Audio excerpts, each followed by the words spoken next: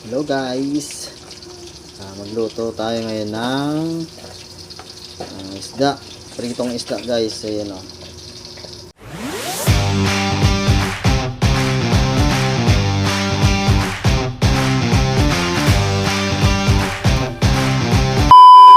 Ito naman yung aking inuna nang nailagay natin rito guys. So, hindi pa siya bagong luto.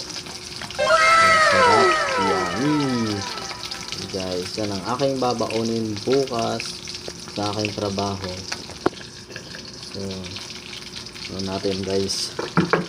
Sus, mainit. Babalik talin muna natin guys para maluto ulit yung kabila. Sus, parang hindi pa yata siya luto yun. Yes, ulit. Yan, para maluto siyang maayos.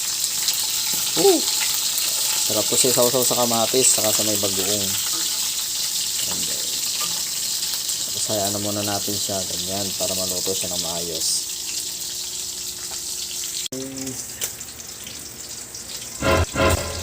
Ito po yung babaunin bukas. Maraming salamat sa nagbigay sa akin ito.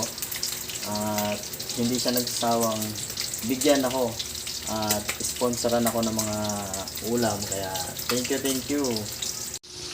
So ito na guys yung pangalawang salang. So meron pa akong pipiratuin dito yung mga islang maliliit. So hindi ko alam guys kung anong pangalan nito, pero pagkakaalam ko naman ito guys, ang pangalan ng isla nito ay tamban. Tatakpan ko muna guys para madali siyang maluto.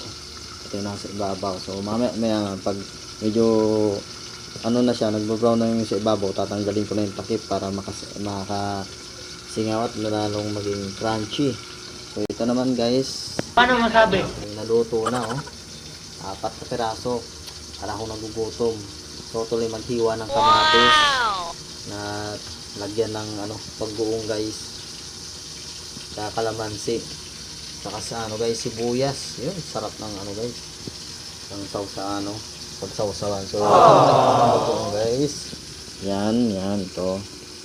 Yan guys, so Pangasinan boneless bagoong. Yan guys. So kaso kakaunti na siya guys. So ito na guys, tapos na rin ako nagprito ng isda. So ito na aking naprito lahat. Yan guys. Nakakatakam talaga kumain ngayon, pero hindi na pwede kasi gabi na. So bukas na lang yan. Tulad nga ng sabi ko kanina guys, babaunin ko yan.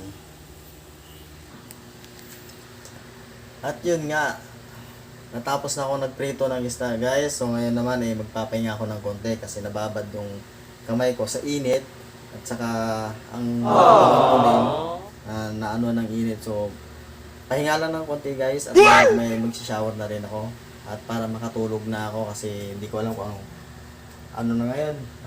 So ayun, mag-11 na ng gabi guys.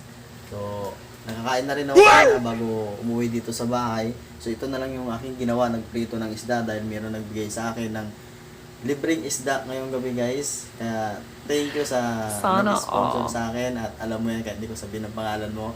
At maraming salamat sa lahat. At dito ko na lang tatapusin ulit guys ang video na to, at sana nagustuhan ninyo at i-like and share na rin guys. At saka pa-subscribe na rin ang aking YouTube channel. At yun po, huwag niyo nakalimutan. At bye-bye po.